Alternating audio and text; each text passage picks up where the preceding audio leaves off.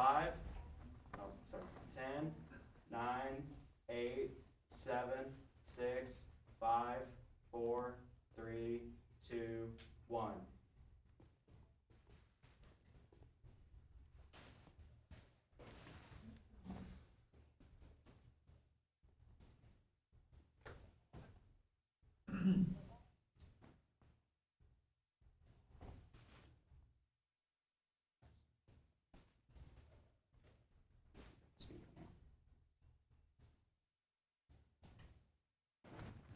Great. Welcome to this panel of CTAE experts at the Central Educational Center in Noonan, Georgia. We are delighted to welcome friends from coastal Georgia, RISE. We're delighted to welcome friends from West Georgia. I know Megan from City of West Point Economic Development has helped put this panel together. We're here to talk about best practices in career tech and agricultural education, and we've got a panel of experts who are going to lead us in that discussion. I'm Mark Whitlock. I'm the CEO here at Central Educational Center, the College and Career Academy in Coweta County. I'm also the Director of Public Policy for the Coweta County School System. Let me start on our right and ask our panelists to introduce themselves. Hi, good afternoon, everyone. I'm Jennifer Pike, and I'm the CTAE Director in Troup County. My name is Chase Puckett, and I serve as the Director of Secondary Curriculum and Gifted Education and the Director of CTAE here for Coweta County. And I'm excited to see our friends from the South. I started teaching in Screven County, did my paramedic and EMT training through Ogeechee Tech, and I'm excited to see what's going on in South Georgia as our industries continue to grow, and we welcome you here to our area.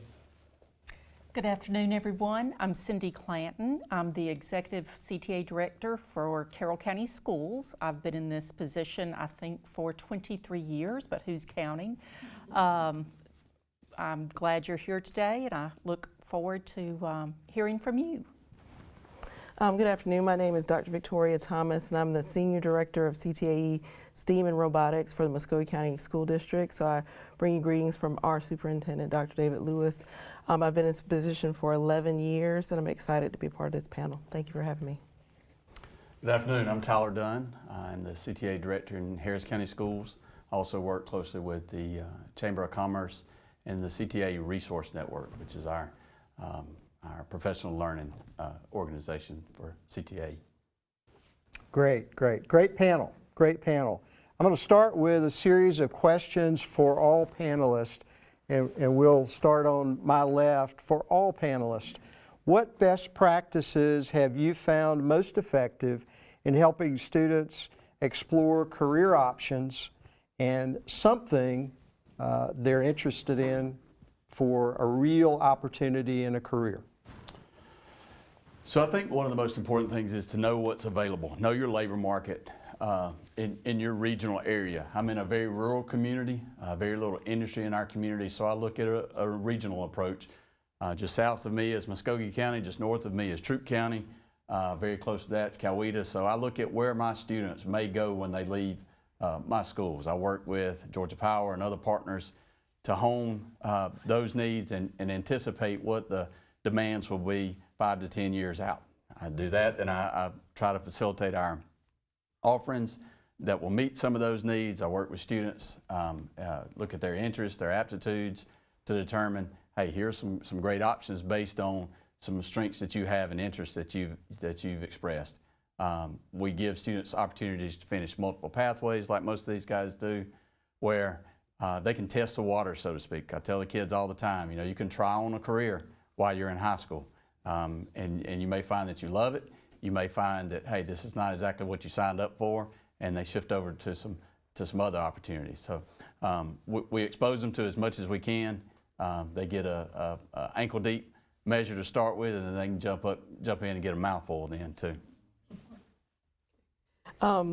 Let's see, best practices that we've introduced in Muscogee County is we have a district-wide I Love My Future Week. And if you think of something like, it's similar to something like Red Ribbon Week, where the entire school district focuses for 1 week on career exploration. And they do it at age-appropriate levels from elementary all the way up through high school.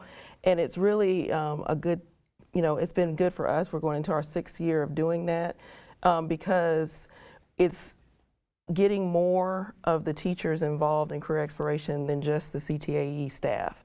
So you find that your English teachers, your math teachers find a way to connect and they find a way to show how math is used in careers or how science is used in careers. So that gives kids an opportunity to be exposed to careers throughout the day for a week. We bring in guest speakers because we have a good relationship, with the chamber and local employers, so that we can provide kids with a variety of opportunities. So sometimes it's just that one thing that turns a kid on to a career. They might go on a field trip, or they might hear a guest speaker and say, oh, I never thought about that, but that looks like me, that feels like me. So I think the more you can provide broad exposure to students, the better, because it maybe just be that one thing that kind of sets them on a trajectory that leads them to a successful career. So I think one of our best practices in Muskogee has been instituting that 6 years ago. Best practices. I'm not going to say that there's anything new to what I'm about to say, but part of what we realized a few years ago, that parent education is important.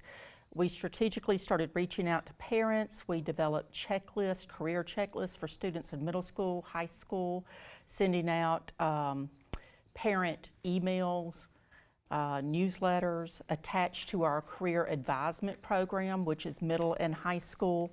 We, of course, give the youth science aptitude assessment. We have community volunteers come in. We train them, but to work one-on-one with students. Because as you K-12 educators know, our counselors are stretched very thin.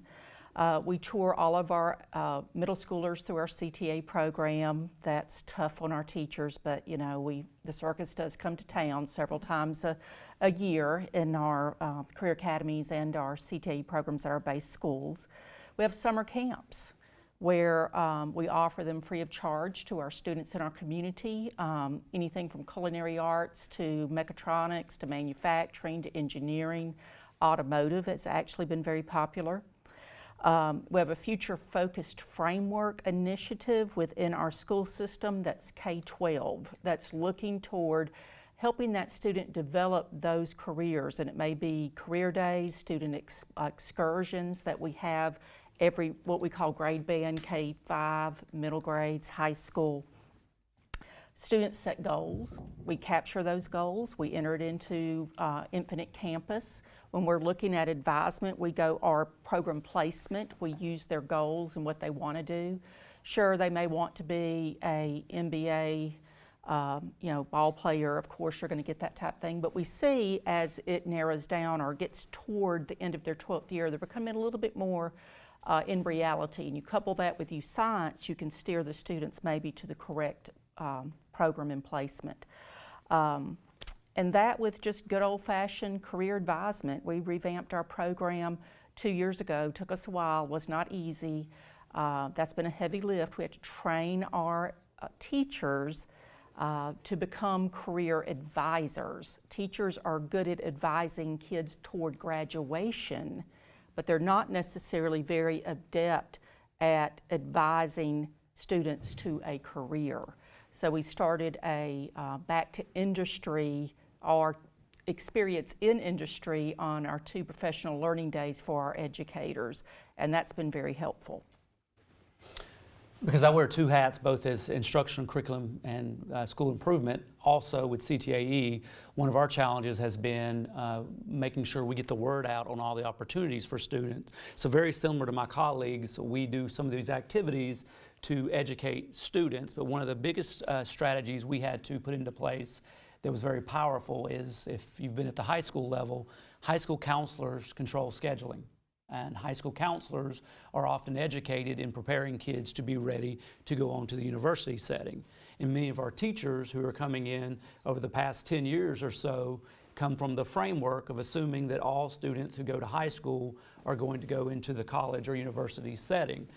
Because of our unique setting here with the CEC, one of the first things we did was educate all of our principals, administrators, strategic leadership at the county office, counselors and teachers on what are career pathways that are available right here in the county. We also educated our stakeholders on what those occupations and pathways pay. We also talked about the different emerging technologies and industries pouring into our area and how important it was to have students to be career ready. Because we offer accelerated career and one of the highest number of programs in the state, we quickly realized that we had to better educate our parents on what does accelerated career mean. So we had to do a lot of educating with our counselors. We had to talk through realigning the sequence of courses to build in more flexibility. We're on a 4x4 block schedule here, and what we determined that many of our students were not able to take advantage of accelerated career or dual enrollment or CEC opportunities because we were very regimented in how we scheduled students. So we educated our counselors on what options are available, and we changed around some of the sequencing of our courses. The other powerful practice that we have added to each year, we had already had an established program here called Coweta Works. Coweta Works was a game changer for our community. What we do is here at the CEC, we bring in, through the leadership of the local chamber, industries and technical college staff members all across our area right here for 3 days, and we open up the doors of the CEC and all of these pathways to every middle school 8th grade student, every private school 8th grade student, and every homeschool student, and they come through and they get an exploration of all of the career pathways here. The piece we added this past 2 years that we continue to see success is, much like my colleague here, we realized that there was a lack of awareness on the part of the teachers talking with students in the middle school setting. When I was in high school, you didn't have to worry about what you're doing after high school until about junior year. We have students that they want to take advantage of these opportunities. They need to learn about them long before 9th grade year. So one thing we do here in our county is we meet with the counselors and we ask them in the 6th grade, they'll introduce students to youth science and career exploration and allow them to begin researching up to 5 different career pathways. In the 7th grade, those students, under the leadership of their teachers and counselor, begin to narrow that down to 3 pathways. And in the important 8th grade year, we bring them here through Coweta Works the week before we do high school registration so they can ask questions about the pathways. And our counselors from the high school and middle school work with our students to develop a pathway interest that will be part of their individual graduation plan. We have one individual graduation plan that's put in place for 8th grade. They can revise it each year, but now when students go to the 9th grade, the majority of them have already declared a pathway, either CTAE pathway, fine arts, advanced academics. From there, in the 10th grade year, they do the full battery of youth science. 9th, 10th, and 11th grade, we expose them to dual enrollment opportunities and further exploration. So now we have a 6 through 12 focus on career and college exploration for every student. And in 2 weeks, we have Coweta County College and Career Week. Our elementary schools do some great activities introducing kids to what careers are out there. Middle school explores, and high school starts making decisions and making plans. And that 6 through 12 alignment with counselors, teachers, administrators, and our local industry is bearing a lot of fruit and is making for a lot of improvements when it comes to career exploration. In Troup County, I could really echo a lot of the things that the others have said, so I want to kind of focus on some of the things that we're doing that are a little bit different. 2 years ago, our district invested in Paxton and Patterson labs and kits. To me, those are game changers. So these kits are in all of our elementary schools, and for this year, we hired a CTAE elementary specialist, and she travels to all elementary schools in a rotation period, and she implements the use of these kits, which are for the most part STEM. It's STEM based, but she introduces these kits to 4th graders. On top of that, we have Paxton and Patterson labs in all of our middle schools, and all of our 7th graders go through the Paxton and Patterson labs. These are kind of enrichment areas of the kits. It's just fluid movement to a more in-depth understanding. So everything from hospitality and marketing to research, design, and development to bioengineering. The kits are lab stations that students spend about 10 days each on. So students are actually getting to learn more and put their hands on things that they never knew existed. You know, one of the things that I think that we're all aware of is that our younger students, they only know what they know. So they know the professions of firemen and teachers and doctors and nurses, but they don't know everything else. So this gives them an opportunity to really learn more. You know, the way that I see CTAE with our school system is, you know, explore in the early grades, and that's what I think we've missed for a long time, that we're really getting more engaged with right now is giving our young students more opportunities to explore all that there is out there. So we're trying to explore them, getting them to explore, and then by the time they get into high school, we engage them. And between those two time periods in their life, we too utilize the U Science assessment. So we do U Science in the 7th grade in the Paxton and Patterson labs. The reason for that, students don't get through all the modules, so based on their interest and aptitude, the teachers in those labs can guide the students to the modules that most align with their interest or aptitude. Then we do the full U Science assessment in the 9th grade for our students. So we've given this assessment kind of sporadically here and there. Last year we went full implementation, and we've got people assigned on each of our campuses to work with the students and help them understand the results of the assessment, because again, our counselors just don't have time to do that. So that's something that we've done that's a little bit different. Another thing that I think has been really good in Troup County in regard to career exploration and CTAE programs is we are a district-wide Green Power. So we have Green Power teams at every school, elementary through high school. I will tell you that when I was first introduced to Green Power, I might have been probably very critical of the program. But what I have learned that these students do, you know, I think, okay, they build a car from a kit and then they go and they race it, you know, at 14 or 12 miles per hour all day. But what I've learned is when you sit there and you watch these students build these cars, and then they have stock cars, and then they can do modified cars, and it's the students doing this. And I have never seen such critical thinking and problem solving as I have seen with these 4th and 5th grade students and 7th grade students, and then even the 10th and 11th grade students that are involved in Green Power.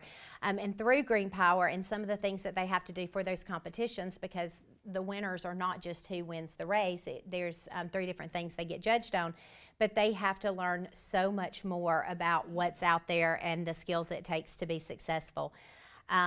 Lastly, I will say that one thing that was very beneficial, and this goes back to talking about counselors, and I think what you said about, you know, our counselors, they are experts in advising students who are going to a 4-year college, you know. But they're not experts in what industry work looks like. They're not experts in high skill positions.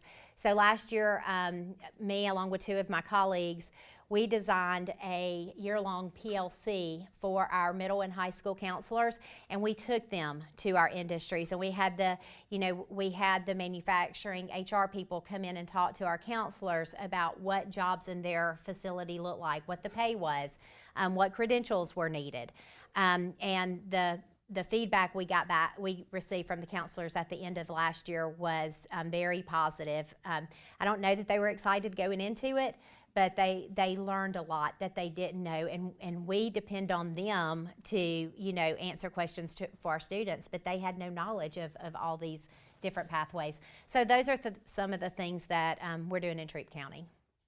Great. Let's go to the next question. How have you seen specialized STEM programs change student engagement and outcomes compared to more traditional CTAE pathways? And let's start again with Harris County.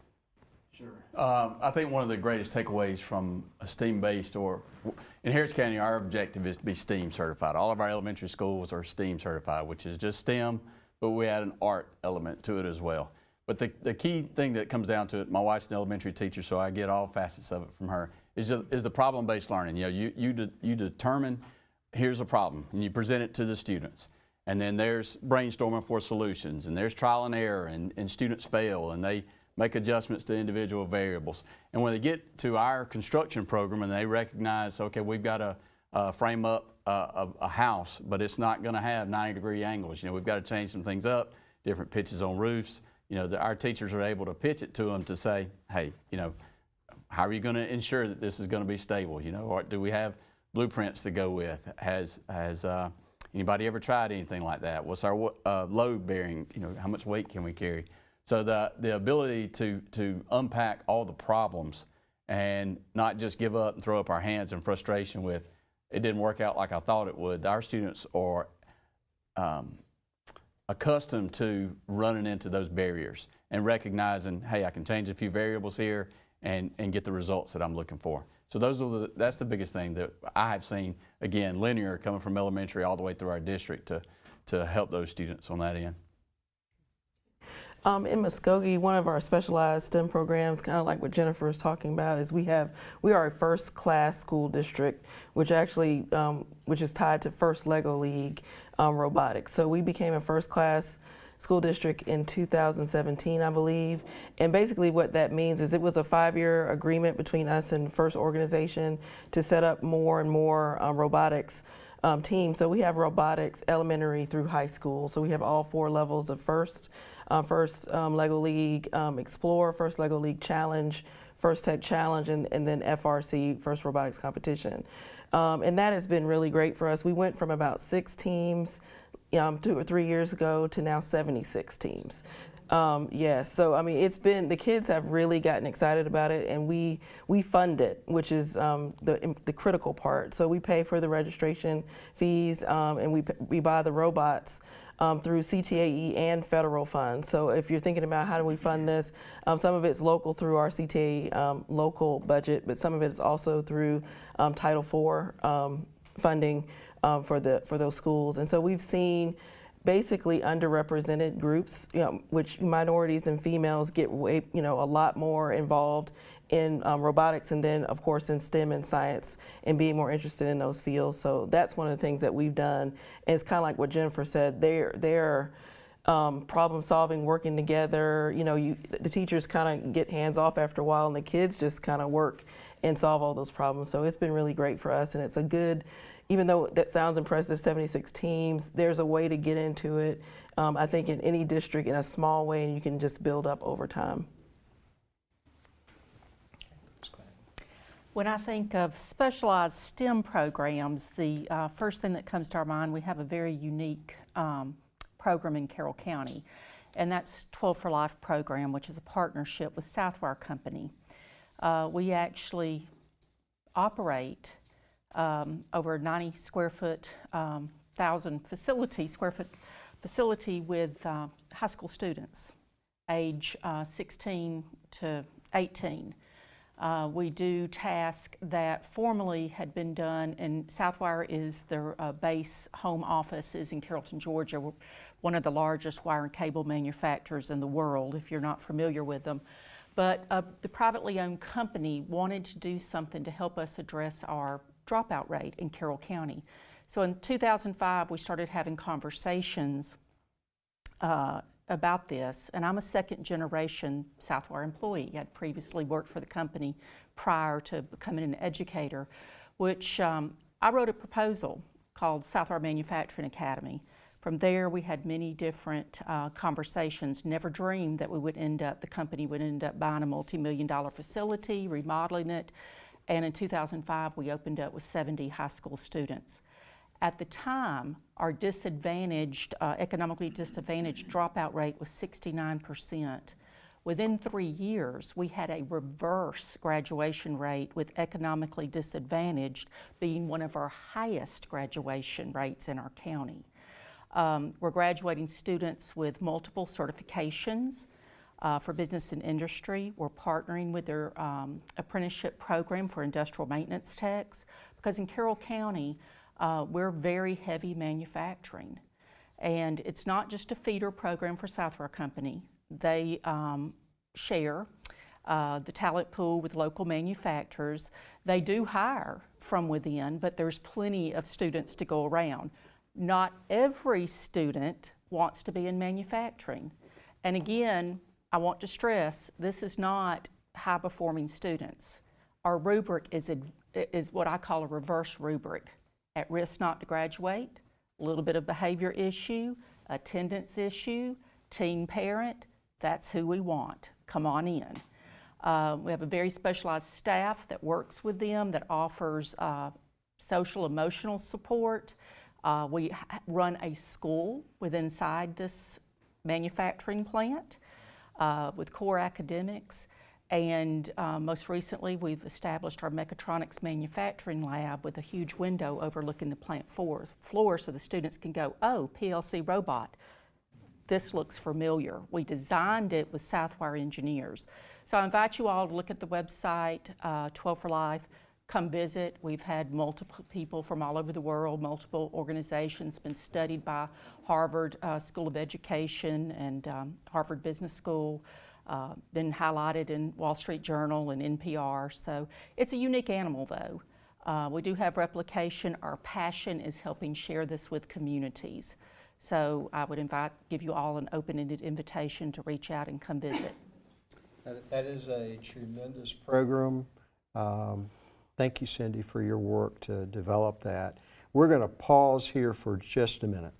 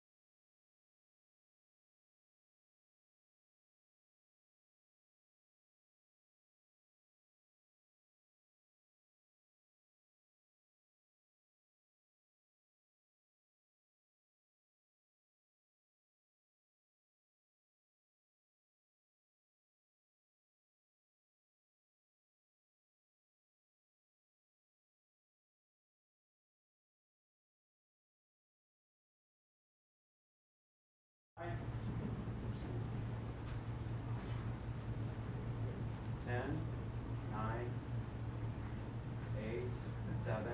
6, 5, 4, 3, 2, 1.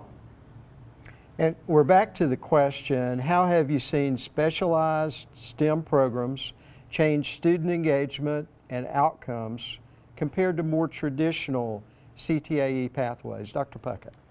Our traditional pathways are being successful at getting students engaged in those pathways in which they pursue an interest that they've had for several years. What I'm most fascinated by is how our STEM programs that are a little more unique are actually increasing the engagement because of the hands-on factor that comes with that pathway.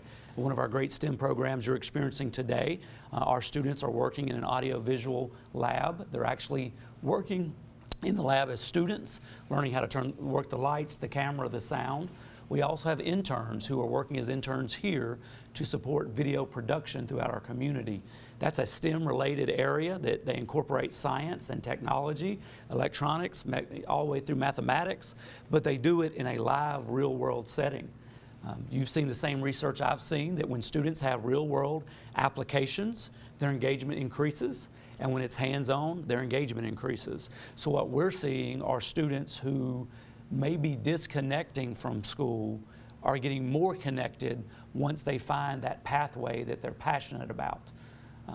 For example, we know our students are growing up in an age where the cell phone and social media and video gaming is much more engaging, individualized, with built-in rewards for them. The school setting has to adapt in that same area, and we're seeing the successes of it. When students can actually see a project through the mechatronics lab, work on the robotics to make that work, then they see it in industry, the engagement level goes through the roof. We're also seeing that many of our schools are incorporating the use of virtual reality and augmented reality. For example, one of our high schools has augmented reality goggles that they can wear, so they can actually take the anatomy of the body and go through every layer of that anatomy and look hands-on at it from a different perspective instead of just reading about it in a text. So where I've seen the most dramatic change is we're seeing improvements in student achievement and graduation rates, and I believe that is directly linked to the number of hands-on opportunities students are being provided. I would like to think, as a former English teacher, that they come to school for my English class. The reality is some students come to school for the academics, but many of our students are coming to school for the hands-on STEM-related activities that they are passionate about, and we're able to weave that into the content areas. And so the biggest game changer has been our newer STEM-related pathways have that wow factor because it's the industry they're interested in. Nothing beats learning to fly by flying a drone and getting into a flight simulator.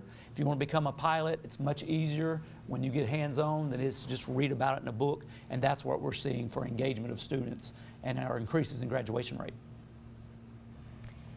I think that, and I was sitting here trying to run numbers in my head, and I don't want to say them because I'll misquote them, but I think that one of the advantages that I've seen of what we've implemented in regard to STEM at our elementary schools is over the past probably 10 or 12 years, Troup County at the elementary level has been highly engaged with AWIM, which is a World in Motion, and Jet Toy, and Kia sponsors some Jet Toy competitions that they participate in February.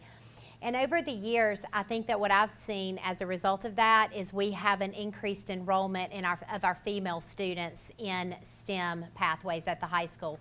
So when we look at engineering drafting, we look at engineering technology, Internet of Things, those pathways, we're seeing more females enter those pathways than they have traditionally.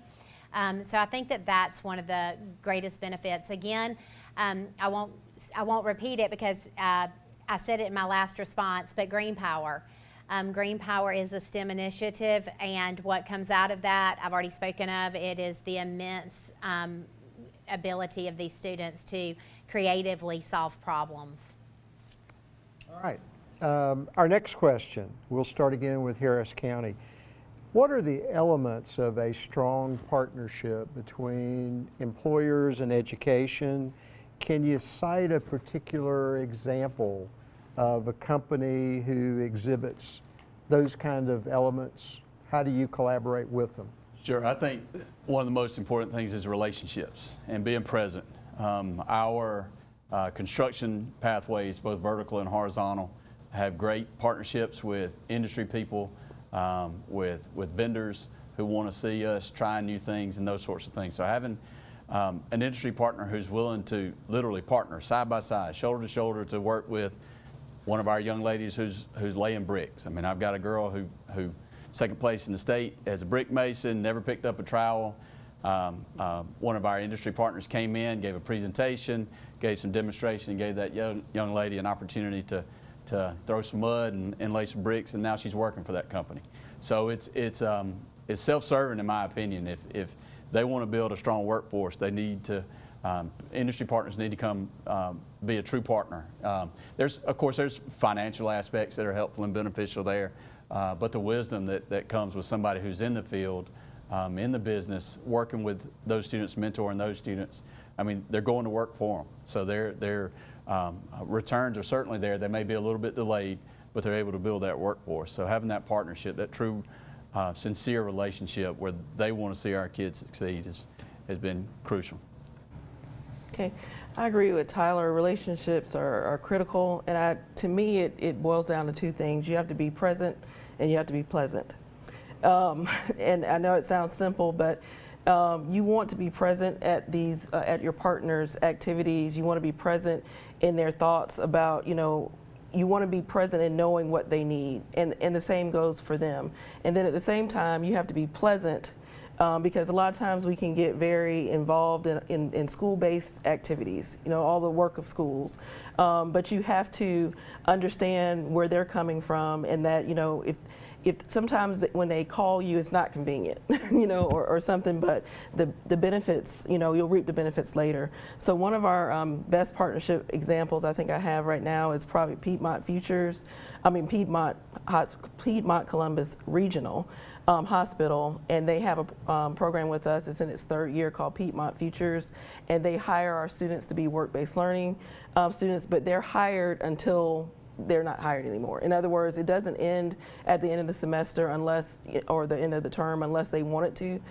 So a lot of those students will continue working beyond graduation and have become full-time employees. And when they are employed, they have all the same rights and privileges as any other employee at Piedmont. But Piedmont and the people that we deal with at Piedmont, we are present at their activities, they are present at ours, they're on my executive advisory board, I'm on their advisory boards, and that sort of thing. So I think those are just key. There's a lot of, sort of sub-bullets to being present and being pleasant, but those are the key ones for us. I'm going to highlight a unique partnership we have, and that's our Firefighter 1 certification program. It's not fire science.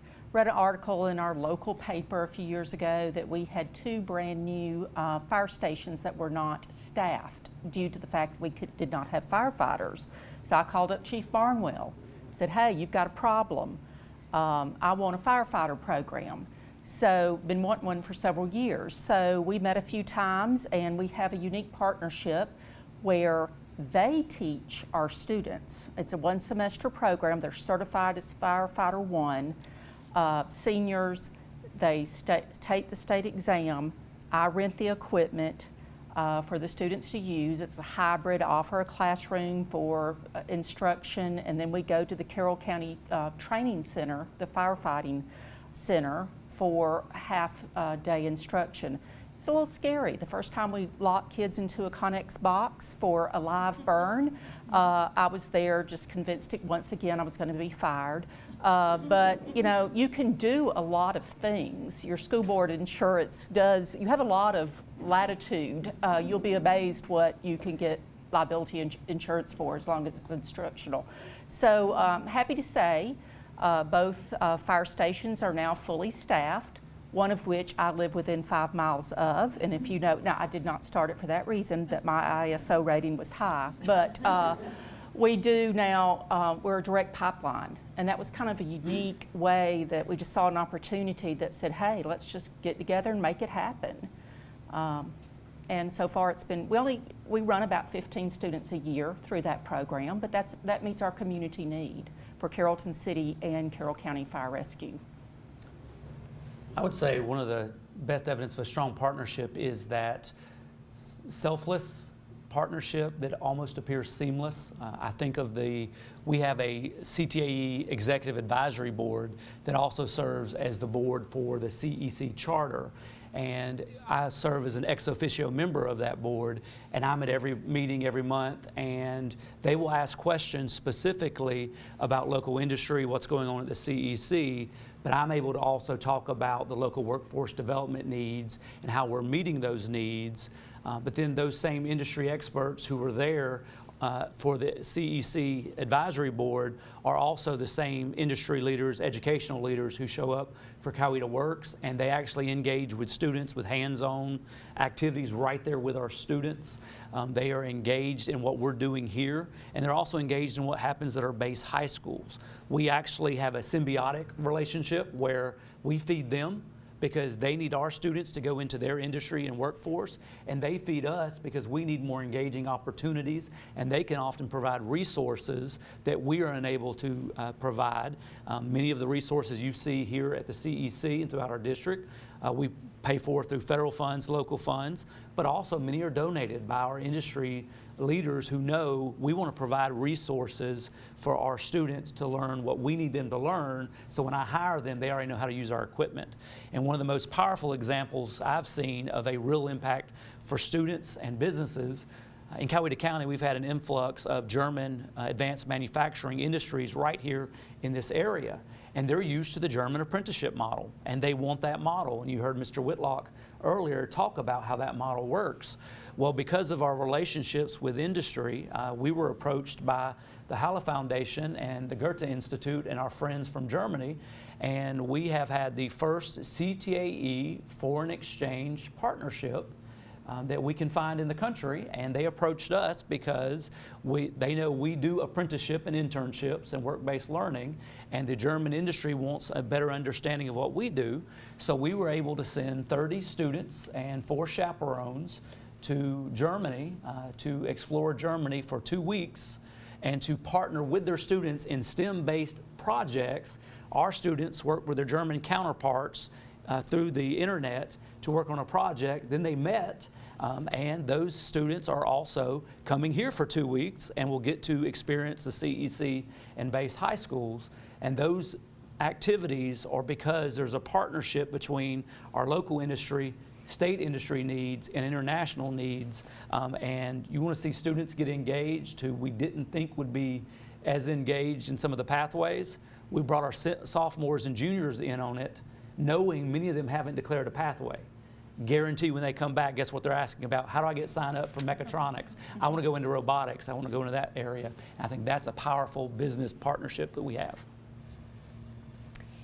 I think that when you plan a huge event to involve industry and partner members, and then you don't have to worry about them showing up or worrying about getting enough, accepts on the invitation, I think that's when you know that you have strong partnerships.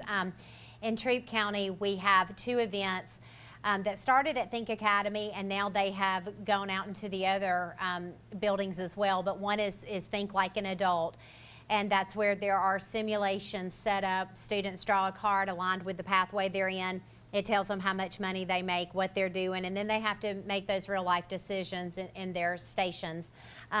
We have to have over 100 volunteers, and we reach out to our industry partners to be volunteers in that. And we never have to worry about having enough people there. We have another event at Think Academy called Think Fast, and it's interview practice with all of their students, but kind of like a speed dating rotation. It's like every 6 minutes. And again, our partners are there.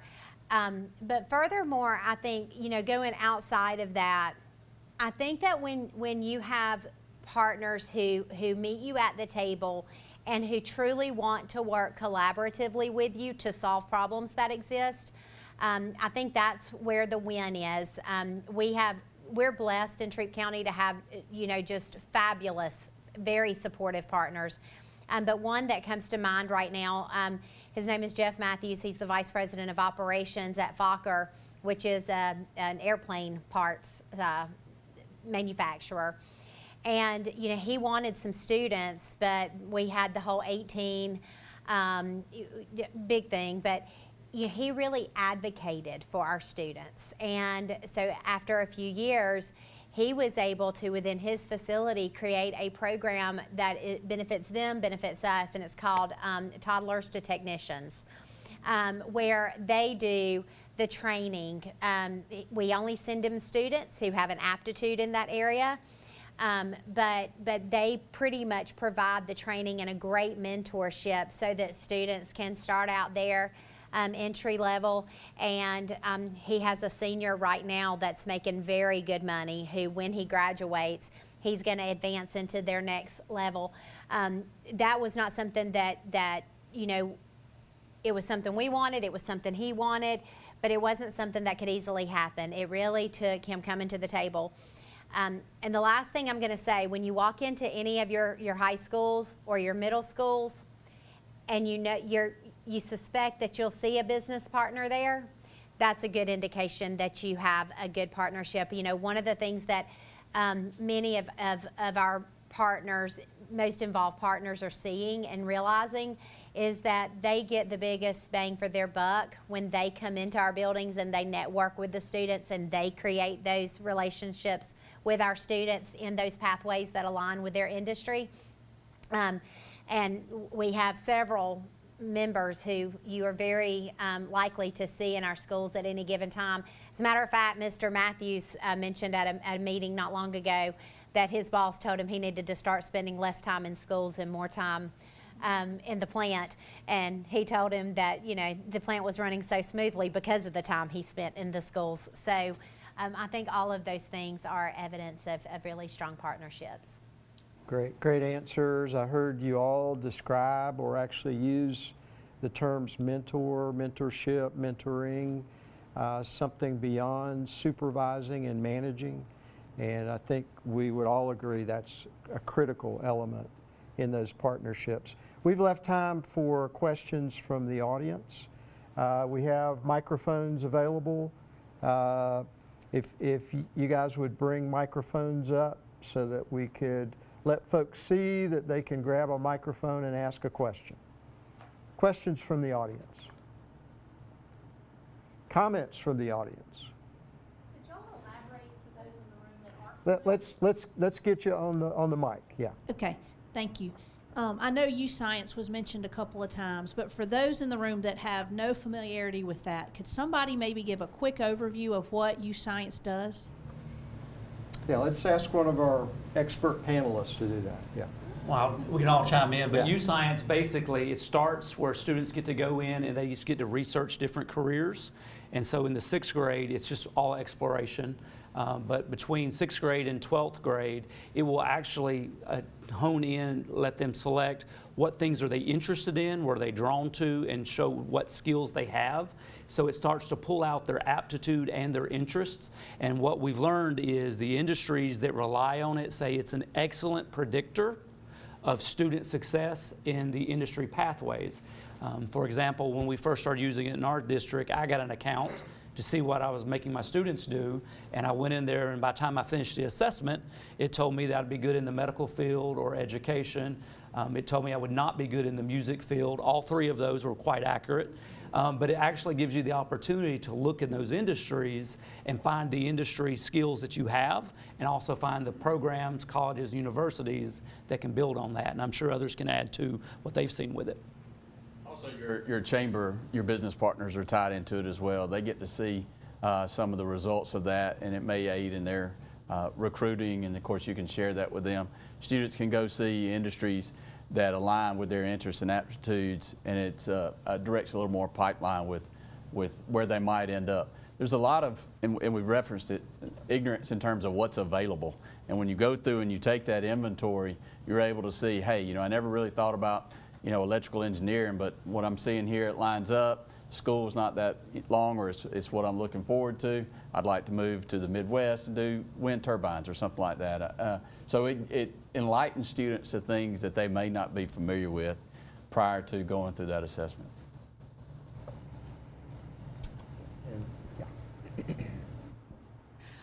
Yes, I heard some of you all mention some of the metrics that you use to measure, but in terms of industry, what are some of the business cases that you present to some of these employers in requesting their engagement, requesting that they engage with the school system? The invitation is key. I mean, we've got to get out of our comfort zone and ask those people to come in and see what we're doing. Give them a pitch.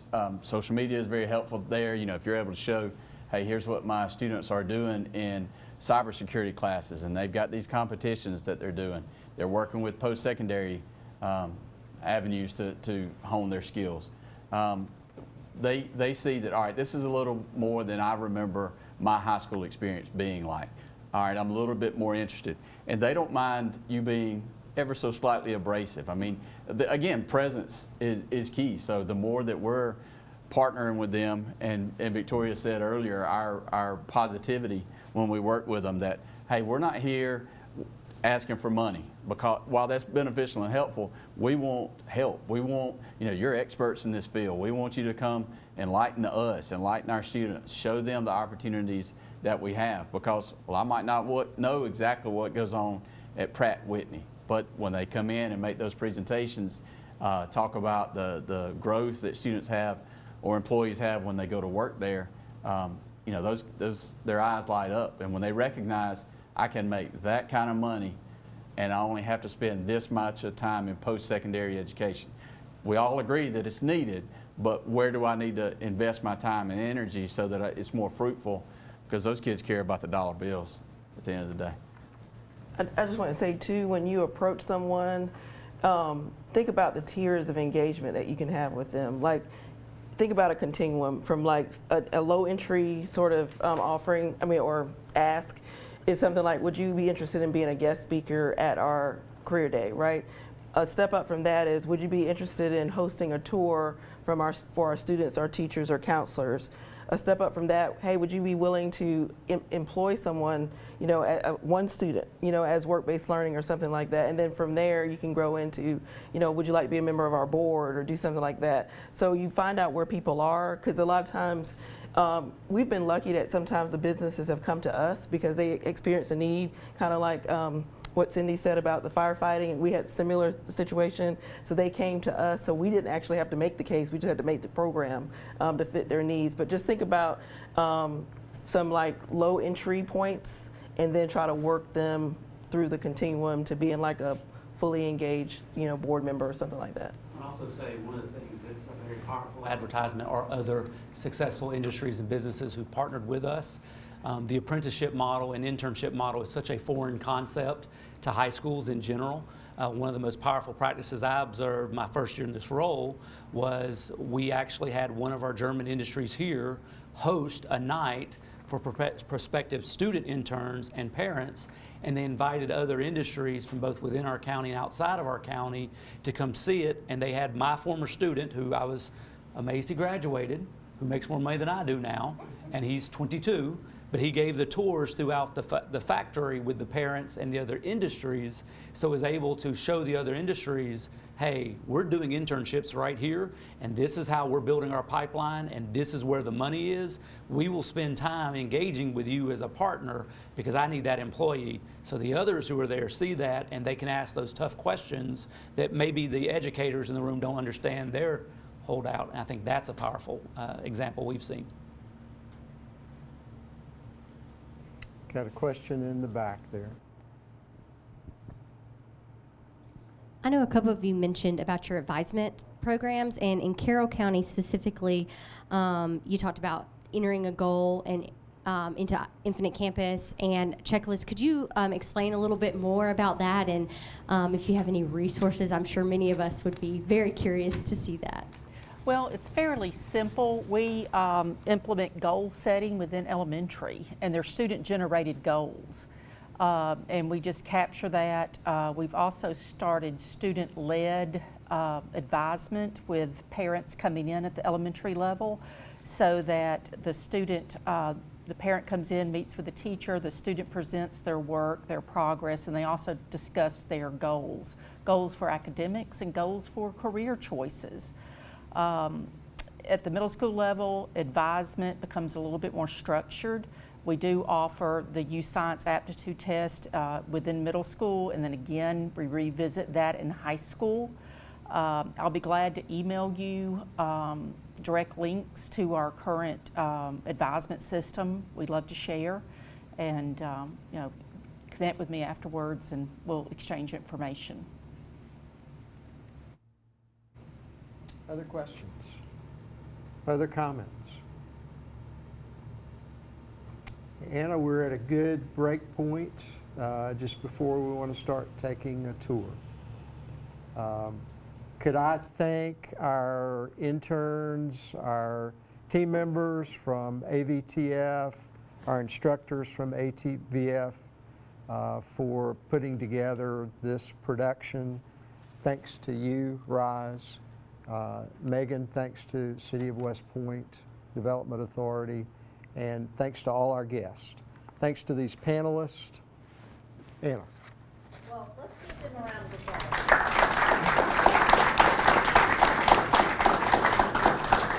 Thank you so much, Mark, for leading the discussion today. Thank you, panelists. We have gifts for everybody that participated in the conversation. We really appreciate it. And next we will do a tour and see some great labs. But before we do that, Maria's going to share with us a little bit more about what's in your folder. All right, everybody received their folder. We are asking during the full presentation that you wear your badge everywhere. That way everybody knows everybody's name. In your folder, you'll find the final agenda. This is the agenda of basically our entire program.